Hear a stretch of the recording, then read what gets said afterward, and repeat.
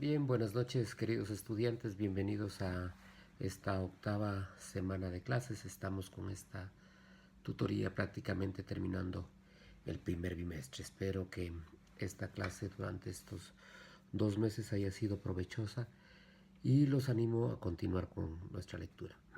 Para esta semana tendrían que haber avanzado en su lectura sobre Spinoza y Locke.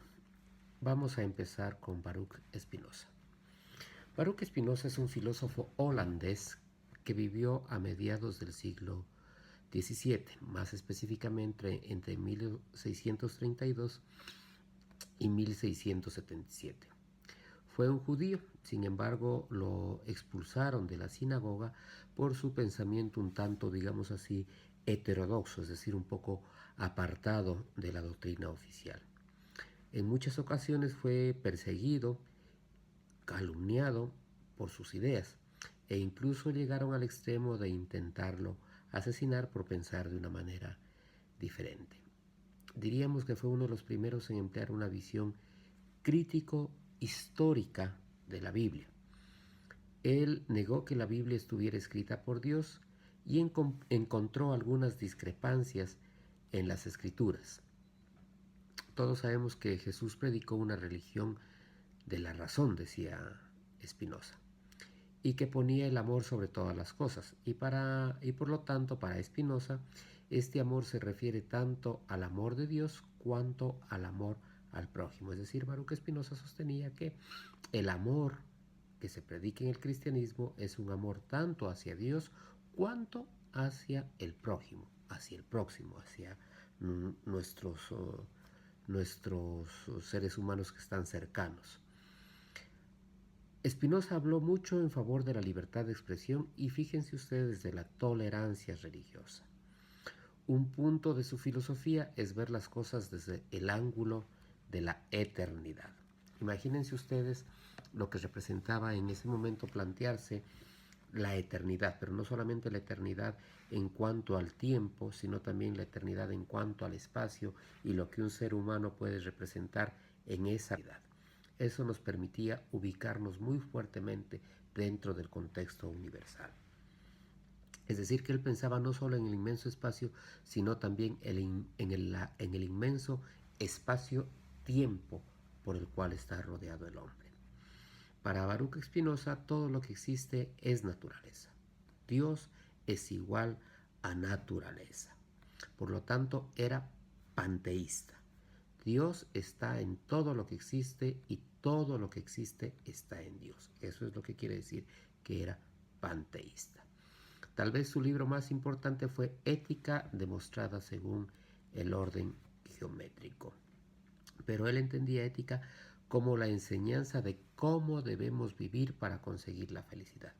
No como sostiene Gardner, que en nuestros días la ética se ha visto reducida a ciertas reglas para no molestar a los demás. Para los filósofos, la ética quería decir la enseñanza de cómo debemos vivir para conseguir la verdadera felicidad. Cuando Spinoza utiliza la palabra ética, podría traducirse tanto por arte de vivir cuanto por moral.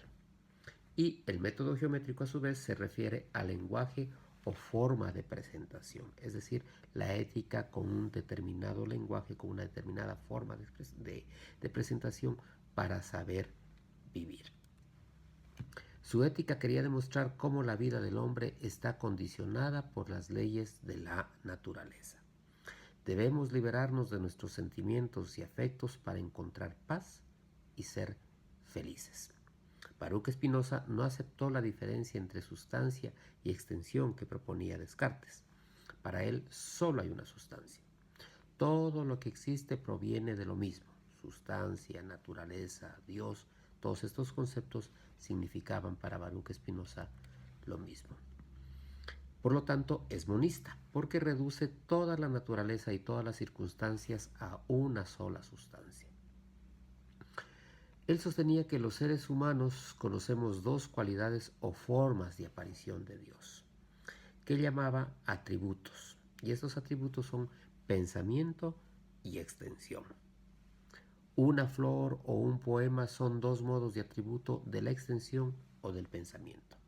El poema es un modo del pensamiento como atributo de Dios y la flor es un modo de la extensión como forma de Dios.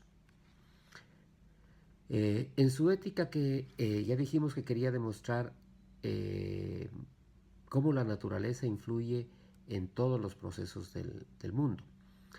Eso quería decir a su vez que Dios entonces es el que influye en todos los procesos del ser humano, porque si todo es Dios y hay un solo Dios y una sola naturaleza y una sola sustancia, es Dios el que está influyendo de manera permanente en todos nuestros actos. Ya veremos que eso lo lleva luego al pensamiento determinista. Dios o las leyes de la naturaleza son la causa interna de todo lo que ocurre. Dios se expresa mediante leyes de la naturaleza, sostenía Spinoza. Tenía una visión, por lo tanto, como ya dijimos, determinista de la naturaleza. Todo lo que ocurre en la naturaleza ocurre necesariamente, como también sostenían esto los estoicos. Los seres humanos, para Baruch Spinoza, vivimos bajo las leyes de la naturaleza, aunque no lo percibimos porque hay muchas y complejas causas detrás de cada cosa que se hace. Solo vivimos como seres libres cuando podemos desarrollar libremente. Solo un ser plenamente es la causa de sí mismo. Puede actuar en total libertad. Solo Dios o la naturaleza presentan una actividad así, libre y no casual. Es decir, solamente Dios puede ser la causa de sí mismo. Los seres humanos necesitamos de una causa original, de un Dios que nos haya creado, sostenía Spinoza. También decía que son las pasiones de los seres humanos, por ejemplo, la ambición y el deseo, las que nos impiden lograr la verdadera felicidad y armonía. Para alcanzar la felicidad y serenidad del espíritu debemos captar todo lo que existe con una sola mirada panorámica, es decir, subespecie alternatitis, bajo el ángulo y forma de la eternidad. Para alcanzar la verdadera felicidad no podemos dejar de tener en cuenta a la verdadera, a toda la eternidad. No podemos tener una mirada panorámica sobre todo nuestro espacio, sobre todo nuestro espacio-tiempo. No podemos entendernos como personas aisladas de esta realidad que nos cubre a todos. El segundo filósofo que deberíamos revisar esta semana es Locke. Hagamos un pequeño preámbulo antes de entrar a su pensamiento. Recordemos que los racionalistas creían que el ser humano nace con ciertas ideas que existen en la conciencia de los hombres antes de cualquier experiencia.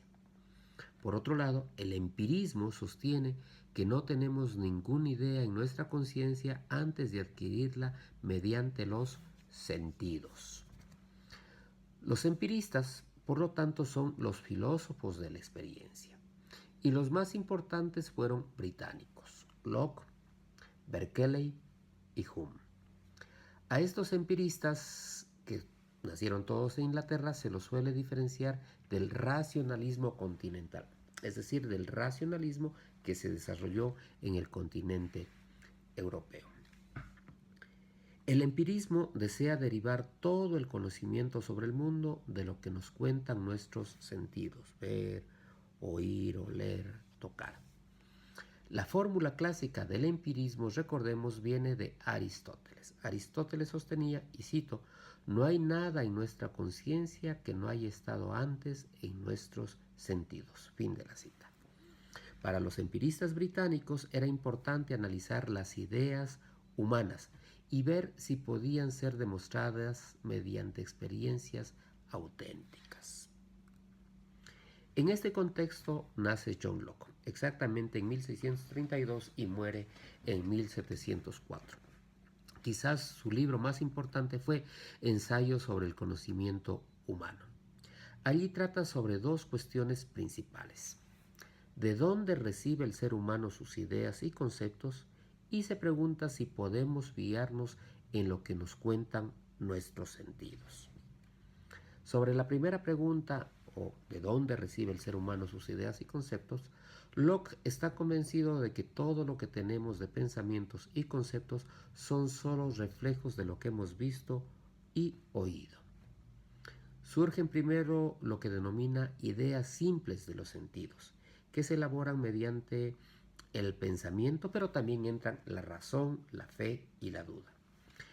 Con ello surge lo que el mismo Locke denomina ideas de reflexión de los sentidos. Es decir, a partir de las ideas simples de los sentidos, pasados por el pensamiento, el razonamiento, la fe y la duda, producimos los seres humanos estas ideas de reflexión de los sentidos.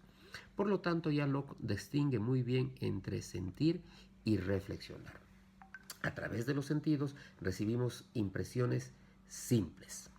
Poco a poco vamos juntando sensaciones y formando conceptos mucho más elaborados. Pero todo el material de nuestro conocimiento sobre el mundo entra por los sentidos. Los conocimientos que no pueden derivarse de las sensaciones simples, sostenía Locke, son conocimientos falsos y deben ser rechazados. A su vez, Locke distingue entre cualidades primarias y secundarias de los sentidos. Cualidades primarias o la extensión de las cosas son el peso, la forma, el movimiento, el número. Y cualidades secundarias son el color, el olor, el sabor, el sonido. Las cualidades secundarias no reflejan las verdaderas cualidades inherentes a las cosas, sino la influencia de la realidad exterior sobre nuestros sentidos. Sobre las primeras cualidades hay posibilidad de acuerdo, es decir, todos podemos ponernos de acuerdo sobre las cualidades primarias. Todos podemos saber cuánto pesa exactamente este ratón, cuánto mide este ratón, pero muy difícilmente nos podemos poner de acuerdo sobre alguna de sus cualidades secundarias. Este color que ustedes ven aquí es plata o más bien es blanco. ¿Este blanco es un blanco intenso o es un blanco hueso? Es decir, sobre las cualidades secundarias existe la posibilidad de opinión. Sobre las cualidades primarias existe en cambio la posibilidad de ponernos de acuerdo. Sobre la realidad extensa, Locke está de acuerdo con Descartes en que esta realidad tiene ciertas cualidades que los seres humanos pueden captar con su razón. Locke, por otra parte, también dio lugar al conocimiento intuitivo y al conocimiento demostrativo. Es decir, todos podemos tener la intuición sobre algo, todos podemos tener la intuición de para qué es este aparato. Podemos decir que es un ratón de computadora que sirve para... Y ese sería un conocimiento intuitivo. Intuitivamente podemos saber para qué sirve este aparato. Pero también hay un conocimiento demostrativo, es decir, coger este aparato y demostrar si efectivamente sirve para aquellas cosas para las que estamos diciendo que sirve. Por otro lado, Locke, a pesar de ser empirista, tiene algunos rasgos racionalistas muy importantes. Por ejemplo, defiende la idea del derecho natural. También dice que pensar que hay un Dios es inherente a la mente del hombre. Sostiene que el reconocimiento de la existencia de Dios emana de la razón humana. Y también abogó por la libertad de pensamiento, la tolerancia y la igualdad entre los sexos. Bien, vamos a dejar por aquí este video que ya se ha alargado mucho. Les agradezco muchísimo por la atención que han tenido en este bimestre. Los animo a que sigan leyendo, a que enfrenten el examen con seguridad, porque se tratarán temas que hemos hablado, no serán temas para nada desconocidos, y a que continúen por esta buena senda de la filosofía. Muchísimas gracias, buenas noches.